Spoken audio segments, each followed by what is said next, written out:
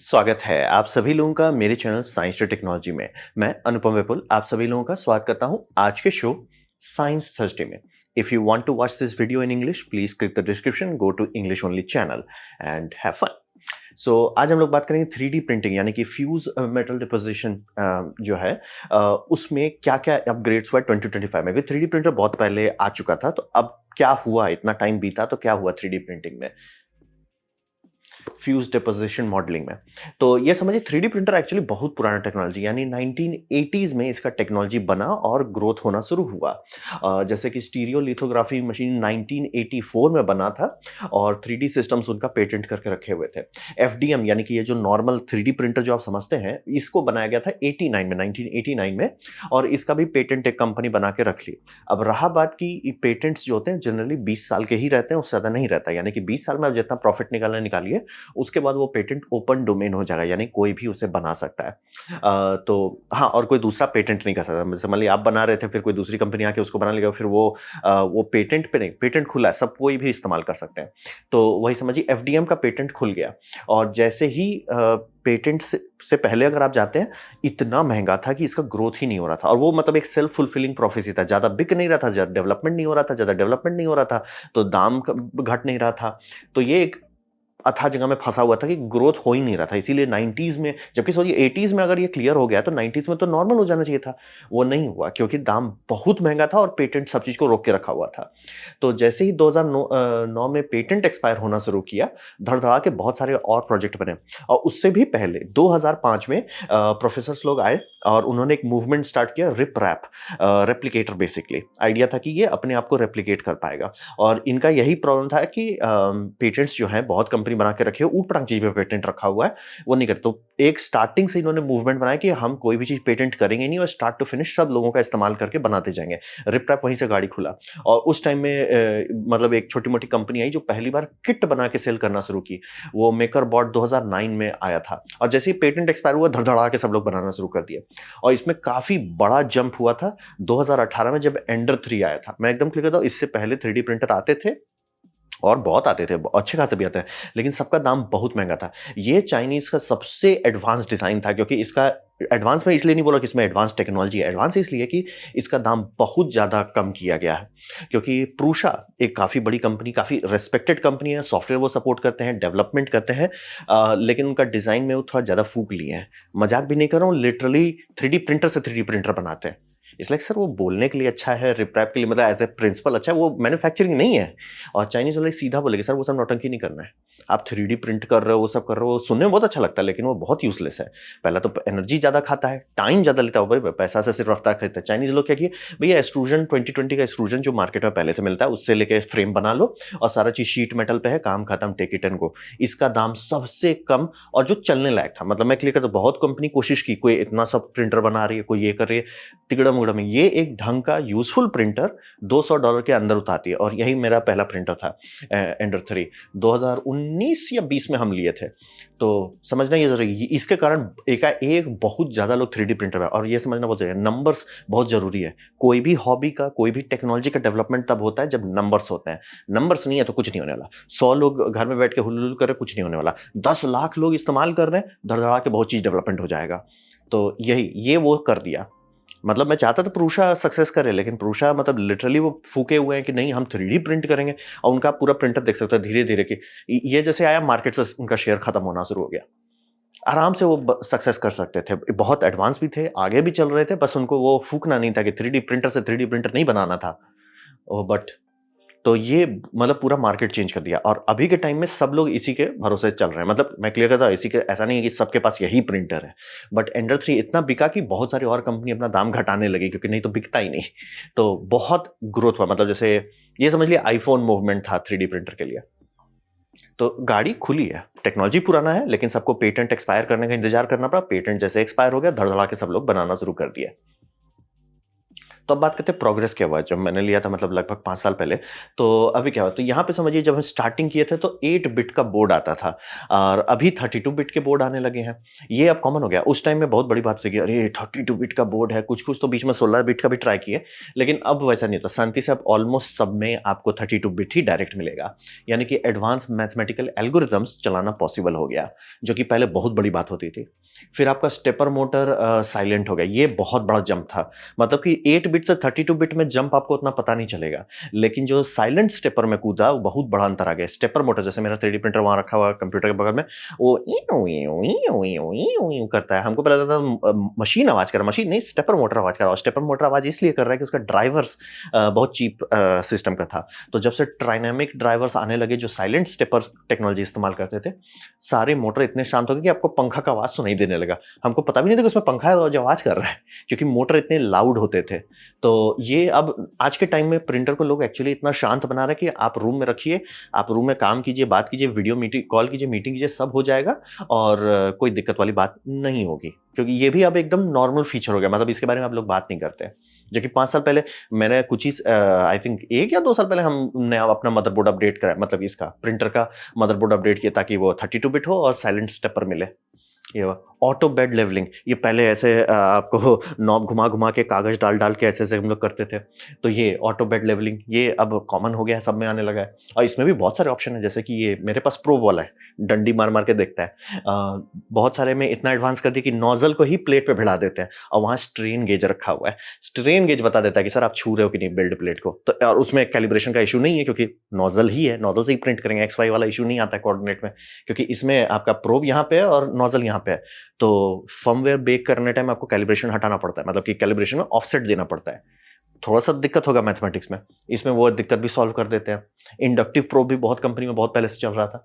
तो ये सारी जो एकदम वॉव बात होती थी 5 साल पहले, वो अब मतलब आपको बहुत ही ज़्यादा सस्ता प्रिंटर ले रहे हो, तब जाके ऐसा होगा कि ये शायद आपको करना पड़ेगा, खुद से जोड़ना पड़ेगा, लेकिन आजकल ऑलमोस्ट नॉर्मल हो गया है। फिर आपका कैरेक्टर एलसीडी पे हम लोग चलते थे कि लाइन 2 लाइन है, 4 लाइन है, उसमें ऐसे-ऐसे टुक-टुक करके मतलब कि पुराना कोडलेस फ़ोन जैसा फीलिंग आता था। वो सब अब हट गया है, अब आपको टच स्क्रीन आ रहा है, ये भी सस्ते फ़ोन इसमें भी आ रहा है, प्रिंटर में आ रहा है। कलर टच स्क्रीन सब आने लगा है, बहुत डेवलपमेंट हो गया और फर्मवेयर में बहुत ग्रोथ हुआ है। ये समझना बहुत ज़रूरी मशीन आधा काम करता है। ब्रेन यानी कि जो आपने प्रोसेसर बढ़ा लिया, ठीक है, प्रोसेसर पे चल क्या रहा है? अगर वही आदम ज़माने का इंक्रिप्शन कहना गलत होगा, एल्गोरिदम्स चल रहा है तो कोई फ़ायदा नहीं है। क्योंकि 3D प्रिंटर में जब आप प्लास्टिक के साथ बात करें तो प्लास्टिक इलास्टिक होता है। यानी कि जब आप उसे एक्सट्रूड कर रहे हैं तो वो फैलेगा और सिकुड़ेगा, फैलेगा सिकुड़ेगा। इसका कैलकुलेशन प्रिंटर के अंदर होना चाहिए। ये 8 बिट में फिट नहीं होता। 32 बिट में बहुत सारा हो गया, प्रेशर एडवांस फीचर आ गए, यानी कि वो समझ जाता है कि अब हमको यहाँ प्रिंटर को मोड़ना है, तो ये जो लेआउट कर रहे हैं लाइन में वो पहले ही एक्सट्रूडर मोटर को बोलता है भैया तुम शांत हो जाओ, तुम थोड़ा धीमे कर लो अपने आप को, ताकि वहाँ पे वो बल्ज ना बने। 90 डिग्री बनाना बहुत मुश्किल है 3D प्रिंटर में, बल्ज कर देता है। तो वो सब प्रेशर एक्सट्रूड उसको सॉल्व कर पाता है। उसके लिए आपका एडवांस सीपीयू होना चाहिए। तो सीपीयू में हम लोग आ गए। अब फर्मवेयर इतना एडवांस हो गया कि ये सब अब कर सकते हैं। बहुत सारा कैपेबिलिटीज़ ऐड हो गया जो पहले था भी नहीं, सोच भी नहीं सकते थे। और कनेक्टिविटी बहुत हो गया है। पहले मतलब अभी भी मेरा तो वही है कि आप ये माइक्रो एसडी कार्ड में फाइल डालो, फिर माइक्रो एसडी कार्ड उसमें ठूँसो। अब वो सब समस्या नहीं है, अब बहुत सारे में आपको वाई-फाई आता है और अगर आप एडवांस फर्मवेयर इस्तेमाल करें जैसे क्लिपर है, तो आपका सीधे कंप्यूटर से कनेक्ट रहता है और रियल टाइम सारा चीज़ होता रहता है। वो सब भी जो मतलब वॉव होता था या जो रिसर्चर लोग उस पे काम कर रहे हैं, बहुत हेवी नर्ड काम कर रहे हैं, वो सब नॉर्मल हो गया है। आप ले सकते हैं। और आज के टाइम में मैं आराम से लोगों को बोल सकता हूँ 3D प्रिंटर में घुसने के लिए क्योंकि ऑलमोस्ट जब तक आप बहुत ही कचरा प्रिंटर नहीं लेते या बहुत ही ज़्यादा किस्मत आपका खराब नहीं है, आपको जनरली जितने प्रिंटर मिलेंगे वो सब चलेंगे। मतलब वो जो शुरू-शुरू का टाइम था 2010 का, 2015 का, जिस टाइम हम यूट्यूब में देखते थे, बेन हैक शो करके बनाया उसने अटैची में एक तो 3D प्रिंटर बनाया था, बहुत बड़ी बात थी, अरे! अटैची में फिट कर दिया। अब देखते हैं इट्स लाइक क्यूट। तो प्रोग्रेस बहुत हुआ है, ये समझना बहुत थोड़ा बाहर से देखने पे समझ में आ रहा है और मेरे पास 5 साल का एक्सपीरियंस है। इट्स लाइक बहुत अंतर हो गया भाई, बहुत अंतर हो गया। अब मैं ही अपना पुराना प्रिंटर अपग्रेड कर लिया हूँ और अभी जो लोग खरीदेंगे अब वो मेरा प्रिंटर को लगेगा ऐसे क्या है ये? तो फिर बात करते हैं कि अब आगे हम लोग कहाँ जाएँगे? आगे का जो रेस है वो है टूल चेंजर पे। क्योंकि सबसे बड़ा लिमिटेशन है कि आप सोचोगे ना कि जैसे मेरे पास ब्लैक फिलामेंट है, आप बोलोगे मैं व्हाइट फिलामेंट ले लेता हूँ, मैं ग्रीन ले लेता हूँ, सब चीज़ आप ले लेते हो। तो उससे इस तरह का रंग-बिरंगा मॉडल क्यों नहीं बना पाएँगे? बना सकते हैं, बस बात है कि सिंगल एक्सट्रूडर है और जो आपका फिलामेंट होता है वो 1.8 के आसपास का होता है या 1.5 का रहता है। जब आप एक्सट्रूड करते हो वो जनरली 0.4 का होता है। तो उतना मोटा सिलेंडर आप पतले सिलेंडर में बदल रहे हो। साइड इफेक्ट, वो 1 मिलीमीटर वहाँ 8 मिलीमीटर बन जाता है। इसका दिक्कत होता है कि जब आप फिलामेंट को रोकते हो कि ठीक है रुको, उसको आपको खींचना पड़ता है और चूंकि यहाँ मोल्टन प्लास्टिक की बात हो रही है, वो भगवान भरोसे हो जाता है। यानी कि फिलामेंट खींच के निकालो, फिर दूसरा फिलामेंट डालो और उसको पर्ज करो। पर्ज सबसे बड़ा समस्या है, यानी कि प्रिंटर आपका पूप करने लगता है। ये बेसिकली अगर आप नोजल है, आपका नोजल में मान लीजिए व्हाइट फिलामेंट चल रहा था बल्ले-बल्ले, आप व्हाइट फिलामेंट हटा देते हो, खींच के निकाल देते हो। अब आप ब्लैक फिलामेंट डालते हो, आप सोचोगे एकदम फ्रेश ब्लैक आएगा, नहीं, ग्रे आने लगेगा। क्यों? क्योंकि व्हाइट अभी भी वहाँ रहेगा थोड़ा-थोड़ा, वो मिक्स होगा। काफ़ी टाइम तक आपको उसे साफ करना पड़ेगा ब्लैक से, तब जाके व्हाइट एकदम हटेगा, तब जाके ग्रे की जगह आपको प्रैक्चुअल ब्लैक ये मिलेगा, मतलब कलर चेंज होगा। और ये करने के लिए आपको पर्ज करना पड़ता है। बहुत आपका मतलब आप सोचोगे कि हम ये ऐसे कर रहे हैं, स्लाइसिंग में बहुत वेस्ट हो जाता है। मतलब 50 ग्राम का मॉडल के लिए ऑलमोस्ट 800 ग्राम प्लास्टिक वेस्ट करना पड़ता है ताकि रंग इधर से उधर मिक्स ना हो। तो हम लोग बहुत टाइम से ट्राई किए ये मल्टीप्लेक्सिंग करने का कि एक ही नोजल से मतलब घुसाओ निकालो, काम करता है बट अच्छे से नहीं करता। तो वो हाफ मेजर था, मतलब गाड़ी खोल दिया मल्टी मेजर का, यानी कि सॉफ्टवेयर डेवलपमेंट होने लगे, लोग को समझ में आने लगा कैसे करते हैं। और इसका आइडियल सिनेरियो ये है कि आप मटेरियल भी बदल पाएँ। अभी तो ऐसा नहीं कर सकते। मटेरियल बदल पाएँ यानी कि जैसे फिलामेंट्स हैं, तो जैसे पीएलए है, एबीएस है, टीपीयू है, मतलब आप इलास्टिक एबीएस में लगा के बना सकते हैं। यानी कि अगर आप सही से मेहनत कर रहे हैं, आप डब्बा बनाइए और डब्बा में जो गैस्केट उसी टाइम बना दीजिए। गैस्केट मतलब बाहर से लगाना नहीं है, गैस्केट उसी में रहेगा। और ऐसे ही बहुत सारे इंजेक्शन मोल्डिंग में होता ही है ऑलरेडी। तो ये सब आप 3D प्रिंटर में कर सकते हैं। लेकिन दिक्कत वही है कि मल्टी मटेरियल हाफ मेजर था, मतलब गाड़ी तो खोल दिया लेकिन ज़्यादा दूर नहीं जा पाया। तो वही समझिए, वो बहुत धीमा होता है, टाइम बहुत लगता है क्योंकि बार-बार वो पर्च कर रहा है, टाइम लगता है। मतलब इतना छोटा-छोटा मॉडल आपको, हाँ भाई, 14 घंटा लगेगा, 18 घंटा लगेगा, 2 दिन लगेगा, 4 दिन लगेगा। वो टाइम बहुत खाता है, वेस्टफुल बोले, जितना प्लास्टिक आपका मॉडल में नहीं जाएगा उससे ज़्यादा वेस्ट कर देगा। और सिर्फ कलर ही जनरली चेंज करते हैं क्योंकि बार-बार जब आप नोजल चेंज करो, नोजल तो वही है, डायमीटर आप साइज़ सोच रहे हो कि अच्छा एक को हम 0.4 डायमीटर पे करते हैं, एक को 0.1 पे करते हैं, ताकि मान लीजिए अगर कोई फाइन डिटेल करना है तो 0.1 वाले से करो, आपको बल्क मटेरियल डालना है 0.4 से करो, वो आप नहीं कर सकते, नोजल फिक्स है। टेम्परेचर भी ज़्यादा छेड़खानी आप नहीं कर पाएँगे, तो आप टेम्परेचर में भी फँस जाएँगे। तो इसीलिए इसको जनरली लोग सिर्फ़ कलर के तौर पे यूज़ करते हैं। इच्छा सबको है कि भाई हमारा 3D प्रिंट हो, जिसमें खूब सारा रंग हो, सिर्फ़ एक ही कलर ना हो, लेकिन वो कर पाना बहुत मुश्किल है। तो उसी को, समस्या को सॉल्व करने के लिए टूल चेंजर आया है, जिसे हम लोग टोपोलॉजी कहते हैं। मतलब आइडिया होगा कि बस 2 नोज़ल हो या खूब सारे नोज़ल हो। तो टूल चेंजर का जनरली मतलब ये होता है कि आप 4-5 ठो नोज़ल लगा दिए जिसमें अलग-अलग फिलामेंट लगे हुए हैं, अलग-अलग एक्सट्रूडर पे। आपको छेड़ना नहीं है। आप आराम से ऐसा कर सकते हो, सर एक 0.4 का जो डिफ़ॉल्ट है, एक ठो 0.1 का है और एक ठो 1 का है। जैसे मान लीजिए आपको इनफिल करना है, इनफिल को बड़े वाले से कर दो। बेस स्ट्रक्चर बनाना है, 0.4 से कर दो। फाइन डिटेल देना है, उसे 0.1 से कर दो। या अलग-अलग मटेरियल भी कर सकते हैं कि सर आपका एक ठो टीपीयू गैस्केट मटेरियल है और एक ठो एबीएस आपका स्ट्रॉन्ग मटेरियल है। और इनफिल के लिए आपको जैसे मान लीजिए सिर्फ वजन डालना है तो डाल दो नॉर्मल पीएलए से। तो वो सब करने के लिए आप अलग-अलग कार्ट्रिज जैसा सिस्टम रखेंगे और वो खींच के लगा देगा। इसमें फ़ायदा होगा कि आपको टेम्परेचर इंडिपेंडेंट मिल रहा है, मतलब 100 220 पे चल रहा है, 100 180 पे चलेगा। दूसरा आप आराम से ऐसे कर सकते हो कि 250 पे चले, ये करना पॉसिबल हो जाता है। नोज़ल भी बदल सकते हैं, फिर आप फ्लो रेट भी कंट्रोल कर सकते हैं क्योंकि इलास्टिक फिलामेंट को थोड़ा अलग तरीके से मेंटेन करना होता है। तो बहुत सारा ऑप्शन खुल जाता है, यानी कि आपका 3D printer finally मोनोकलर 3D printer से थोड़ा प्रोडक्शन टूल की तरफ जा पाता है कि अरे अब आप कुछ कर सकते हैं इससे। तो वही समझिए। और बहुत सारे केसेस में अब बात ये हो रहा है कि टूल को अगर अलग कर, जैसे ये डिज़ाइन है इसमें 2 इनबिल्ट है, ठीक है? तो 2 में आप छेड़खानी कीजिए। लेकिन क्या होगा अगर आप ये डिटैचेबल रहे कि ऐसे निकाल दो, लगा दो, निकाल दो, लगा दो, तब निकाल के तो कुछ भी लगा सकते हैं। तो अब उसमें का कोशिश किया जा रहा है पिक एंड प्लेस मशीन डालने का, यानी कि बहुत सारे आप डिज़ाइन में देखते होंगे कि लोग मैग्नेट मतलब प्रिंटर चल रहा है, रोक देते हैं मॉडल को, उसमें मैग्नेट डाल देते हैं, फिर प्रिंटर चल रहा है, तो मैग्नेट एम्बेडेड हो जाता है, यानी कि दिखेगा ही नहीं कहाँ से घुसा है, क्योंकि घुसाया मैन्युफैक्चरिंग के टाइम में। तो वैसा करने के लिए पिक एंड प्लेस मशीन भी इस्तेमाल कर सकते हैं, या बहुत सारे केसेस में लेज़र इनग्रेविंग कर सकते हैं। कटिंग लेज़र थोड़ा मुश्किल होगा क्योंकि वो ज़्यादा बड़ा होगा, ज़्यादा पावर खाएगा, लेकिन इनग्रेविंग आप आराम से कर सकते हैं, तो वो लेज़र भी लगा सकते हैं। पेन प्लॉटर भी लगाया जा सकता है कि आप मान लीजिए उसे मार्क कर दें या कुछ कर लें। तो बहुत सारा ऑप्शन खुल जाता है और इसी पे अभी के टाइम में यानी 2025 पे कहाँ सब लोग मेहनत कर रहे हैं? सब मेहनत कर रहे हैं टूल चेंजर को सस्ता करने में। 3D प्रिंटर हो गया, बेसिक 3D प्रिंटर जिससे गाड़ी खुली थी 2010 में, वो पहुंच गया। मतलब 2020 में वो हो गया रेडी, और 2025 में अब आपको उसको सोचना नहीं, मतलब कि प्रिंटर वहां हो गया कि अगर अब आपका प्रिंटर गड़बड़ कर रहा है, यानी आपका किस्मत बहुत खराब है या आप कोई सेटिंग गलत किया हो। तो वो हो गया। अब आगे कहाँ जाना? आगे वही है, हमें टूल चेंजर में जाना है, यानी कि मल्टीपल नोजल से चलेगा। वो जो एक ठो नोजल बेचारा मेहनत कर रहा है, ठीक है गाड़ी खोल दी, लेकिन अब हमें चाहिए मल्टीपल, दो हो, कम से कम दो हो, चार हो तो बल्ले बल्ले, आठ हो तो ओए होए होए। तो वही है, और उसमें भी सिर्फ आठों प्रिंटर हो उतना कोई फर्क नहीं पड़ता है, लेकिन हाँ उसमें पिक एंड प्लेस मशीन हो, जैसे आप उसमें मैग्नेट लगा सकते हैं, बेरिंग लगा सकें, बहुत सारा चीज हो जाएगा, लेजर डाल सकें, पेन प्लॉटर डाल सकें, वो सब पे भी अब लोग मेहनत कर रहे हैं। तो ये अभी इस पे मेहनत चल रहा है। अब बात करते हैं, वो तो आपको मैंने बताया हार्डवेयर साइड में। तो सॉफ्टवेयर में क्या हो रहा है? सॉफ्टवेयर में मैथमेटिक्स लग रहा है, और ये समझना बहुत जरूरी है। कई बार हम लोग को लगता है ना कि भाई मैथ पढ़ने का क्या फायदा है। स्लाइसिंग सॉफ्टवेयर पूरा मैथमेटिक्स है, सिर्फ मैथमेटिक्स है, शुद्ध मैथमेटिक्स है। तो जैसे कि अभी हम लोग एआई करते हैं, इसका मैथमेटिक्स 1980 में लिखा गया था। वैसे समझिए स्लाइसर में बहुत सारा मैथमेटिक्स है जो पुराना है। तो बहुत लोग अभी मेहनत कर रहे हैं कि नया मैथमेटिक्स लिखो। तो जैसे कि सबसे बड़ा दिक्कत है 3D प्रिंटिंग में कि वो आइसोट्रोपिक मटेरियल नहीं है, यानी कि अगर मैं इस हैंडल को ये करता हूँ, प्लास्टिक इंजेक्शन मोल्डिंग करता हूँ, इसका हर तरफ से स्ट्रेंथ सेम होगा।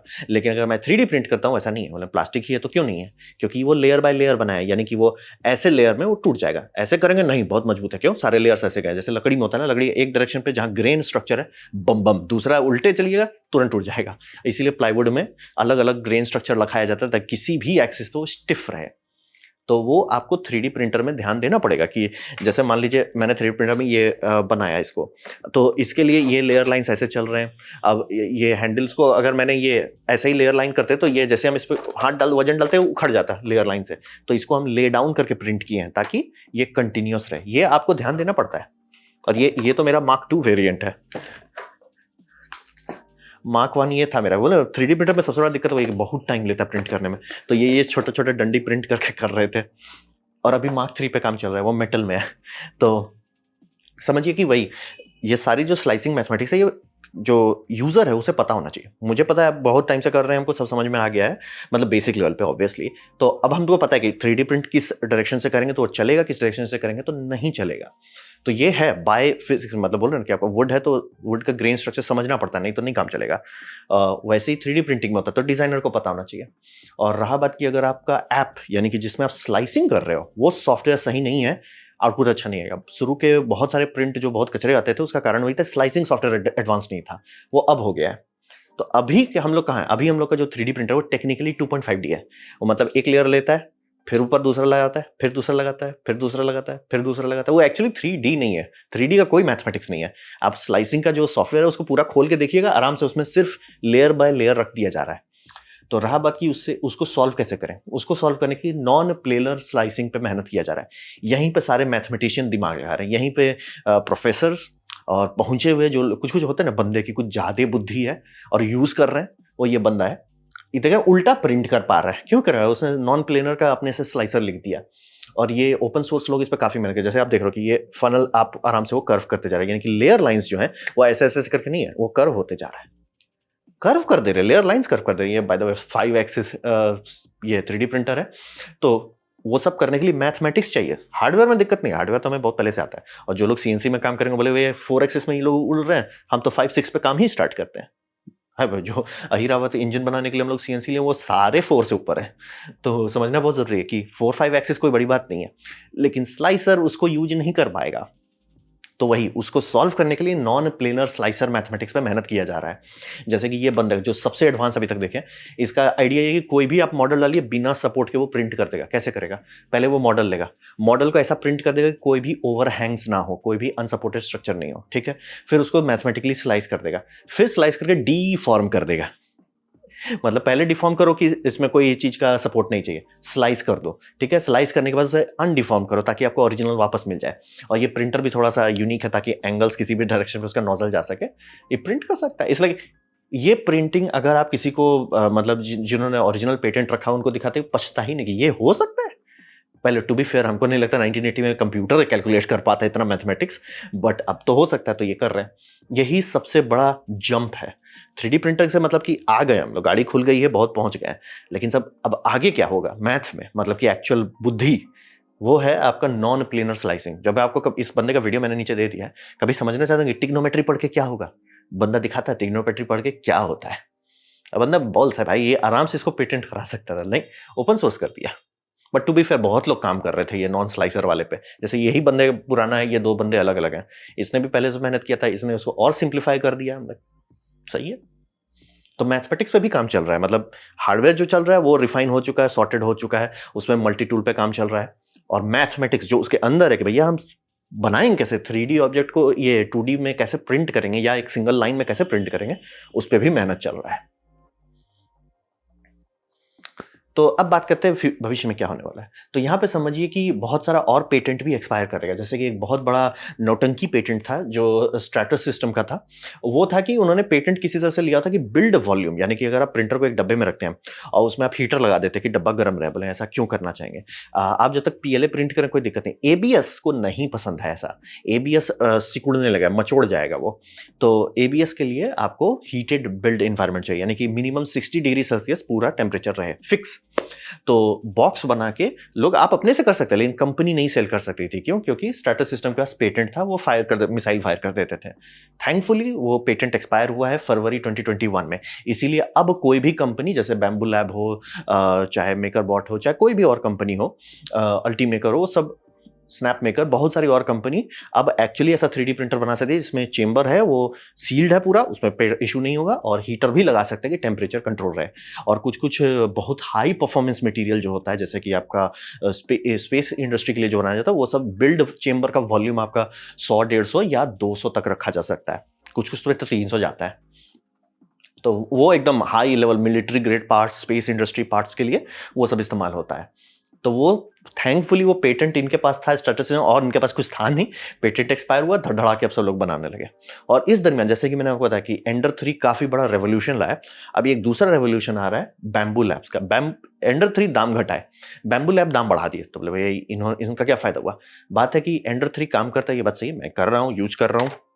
ये मेरा सबसे बड़ा फिजिकल पीस अभी तक मैंने बनाया है, तो काम तो करता है। लेकिन दिक्कत ये है कि उस फचांग बहुत है उसमें, बहुत हमको, मतलब हम तो सीख गए, एक्सपीरियंस हो गया, लेकिन हम किसी और को, मतलब जो है नॉन टेकी पर्सन को नहीं दे सकते कि भैया तुम ले लो, सब चीज प्रिंट हो जाएगा, परेशान हो जाएगा। वहीं बैम्बू लैब बोले कि हम एप्पल बनाएंगे, यानी कि आपको लोड नहीं लेना, हम लोड ले लेंगे। मतलब प्रिंटर लगे, इन्होंने उसमें लाइडार लगाना शुरू किया। लिटरली एक छोटा सा मिनिएचर लाइडार है, जैसे आपका स्मार्टफोन में होता है, वो उसको स्कैन कर रहा है ताकि आपका, हाँ भाई, बिल्ड लेयर से हम लोग सही हैं कि नहीं। फर्स्ट लेयर सबसे इंपॉर्टेंट होता है 3D प्रिंटिंग में, जो आपका बिल्ड प्लेट से चिपके, उसको वो स्कैन करके निकाल रहे हैं कि भैया वो सही में हो रहा है कि नहीं। और बहुत सारा चीज को रिफाइन किए कि फिलामेंट लगाओ, फिलामेंट ऐसे करो, चलाओ, लोड मत लो। तो वो एक्चुअली ये लोग कर पाए, क्योंकि ये वही बोलते हैं जो एप्पल का इट जस्ट वर्क्स, ये फाइनली 3D प्रिंटर में ऐसा कर पाए, इट जस्ट वर्क्स। मतलब कि इसमें ये बहुत फिलामेंट वेस्ट करा है, तो भी कोई ध्यान नहीं दे रहा, क्योंकि आपको हेडेक नहीं लेना है। समझना बहुत जरूरी है। हेडेक कस्टमर्स नहीं लेना चाहते हैं। आप नर्डी हो, यो हो, कोई दिक्कत नहीं, एंजॉय करो, हैव फन। लेकिन मैं भी समझता हूँ, मैं अगर कोई हार्डवेयर बना रहा हूँ पब्लिक को सेल करने के लिए, उनको मेरे को किच नहीं देना है, क्योंकि अगर मैं उनको किच दूंगा मेरा बिकेगा नहीं। तो इस मामले में बैम्बू लैब्स थोड़ा सा रिफ्रेशमेंट किया, और कोई और ब्रांड नहीं है जो इसको मतलब ढंग से कर पाए।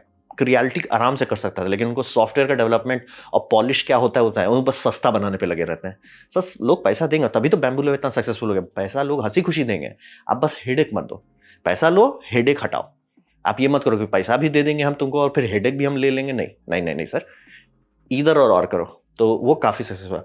और अभी स्नैप मेकर U1 काफी मेहनत कर रहा है कि ये टूल चेंजर आपको $1,000 के अंदर, यानी कि लगभग 70-80 हजार के अंदर दे दिया जाए, जो कि काफी बड़ा बात हो। जैसे कि अगर अभी इंडिया में मैं खरीदना चाहूँ ये आपका बैम्बू लैब्स का डुअल नोजल लूंगा, तो मैं डुअल नोजल वाला ही, तो वो आपका 2 लाख के ऊपर चला जाएगा। तो वहीं स्नैप मेकर कोशिश कर रहा है कि इसको 50-60 हजार में उतार दिया जाए। और अगर ये सक्सेसफुली कर पाते हैं, अर्ली रिव्यूज आ रहा है कि चांसेस है कि ये कर लेंगे धीरे धीरे करके, तो बहुत बड़ी बात होगी। ये भी, और ये डिजाइन में वही, अब बता बैम्बू करके दिखा दिया ना कि कैसे एक ऐसा प्रिंटर बनाओ जो सिर ना खाए। तो बाकी सब भी आराम से कॉपी कर पा रहे हैं। तो ये, और जैसे जैसे टाइम बीतेगा और इक्का दुक्का बचा खुचा पेटेंट एक्सपायर कर जाएगा। और थैंकफुली नॉन प्लेनर स्लाइसर का तो ऑलरेडी उस पर है ही नहीं। जिन लोगों ने मेहनत किया ओपनली उसे डे 1 से ओपन सोर्स रखा हुआ है, तो उधर तो टेंशन लेना ही नहीं है। तो अच्छा भविष्य चल रहा है, यानी कि एफडीएम प्रिंटिंग से आराम से। और बाय द वे मैं एकदम क्लियर करता हूँ, ऐसा बात नहीं कि एफडीएम बस गिमिक के लिए है या कुछ ही सब प्रोटोटाइपिंग के लिए तो सीधा-सीधा गॉड सेंट है और बहुत सारे इंडस्ट्री में यूज़ हो रहा है। और बोल रहे हैं स्पेस में एक्चुअली चीज़ है, मतलब नासा का स्पेस सूट में बहुत सारा पार्ट है जो एफडीएम प्रिंटेड है। आर्मी सिस्टम यूज़ कर रही है, इसीलिए बोल रहे अगर आप कभी देखिए हाई टेम्परेचर एफडीएम प्रिंटिंग, उसके पार्ट्स उतने स्ट्रॉन्ग होते हैं कि उससे डुकाटी का हैंड ब्रेक बनाया जा सके। मज़ाक भी नहीं कर रहा। बहुत सारे पार्ट्स आते हैं ऐसे। तो गाड़ी खुल चुकी है, अब वो गिमिक नहीं है और जितने लोग इस पे मेहनत कर रहे हैं, उतना और डेवलपमेंट हो रहा है। और ये नॉन प्लेनर स्लाइसर वाले लोग तो एकदम गर्दे उड़ा देने पे लगे हुए हैं। तो अच्छे तरीके से डेवलपमेंट हो रहा है और हम लोग बहुत आगे जाने वाले हैं। बस देखिए कि ये सही में अल्टीमेकर ये स्नैप मेकर उतार पाता है कि नहीं $1000 के अंदर मल्टीपल टूल चेन। 4 टूल रखे हैं भाई, बहुत बड़ा बात हो जाएगा। तो ये था मेरा प्रेज़ेंटेशन कि क्या हुआ 3D प्रिंटिंग में इतने सालों में। तो उम्मीद करता हूँ आपको अच्छा लगा, कुछ सीखने मिला, कुछ समझ में आया। अगर ऐसा है, लाइक कर दें, दोस्तों से शेयर कर दें, उससे मेरा काफ़ी भला होगा। नहीं अच्छा लगा, नहीं पसंद आया, कोई बात नहीं, आप डिसलाइक दबा सकते हैं। मैं कहूँगा डिसलाइक 2 बार दबाएँ, उससे मुझे पता चलेगा कितना नापसंद हुआ है। मैं आपसे कहूँगा कमेंट लिखें, मैं हर कमेंट को पढ़ने की कोशिश करता हूँ। आपसे कहूँगा सब्सक्राइब कीजिए, बेल दबाइए अगर आप फ्री हैं तो। आपने वीडियो दिखा, जान के मुझे बहुत खुशी हुई। धन्यवाद।